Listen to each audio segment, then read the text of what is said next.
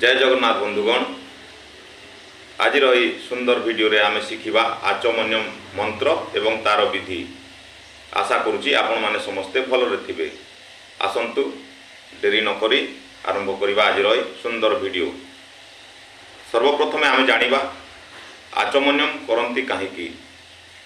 जेकोसी पूजा पद्धति बा कर्मकांड करने आगु आमको आचमन्यम करने को पड़े। आचमन्यम करने द्वारा आमर गोटे साइंटिफिक रीजन अच्छी।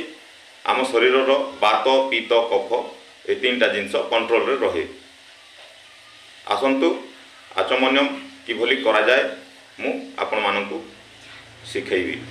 आचमन्यम करबा पई आमको जेकोसी कपर रो पात्र न हेले गोटे छोटिया कपर रो ग्लास एवं गोटे चमच रो आवश्यक पड़िबो।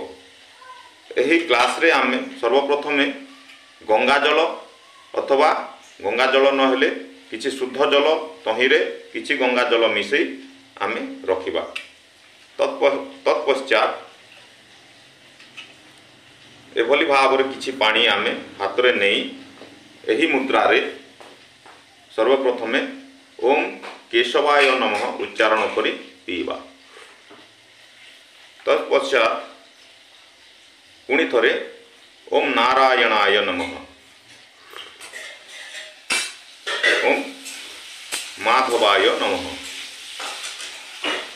एही बोली तीन थर उच्चारण करी आमे जल को ग्रहण करिबा। एहा होची आचमन्यम मंत्र एवं तार विधि। आशा करुच्ची आपण माननकु एही वीडियो भल लागिथिबो। जदि भल लागिथाय ताहेले लाइक एवं सब्सक्राइब करी निज बंधु बांधव सकुटुंब को शेयर करेंगे, जद्वारा आमर यही वीडियोटा समस्त को किसी शिक्षा दे पारिबो।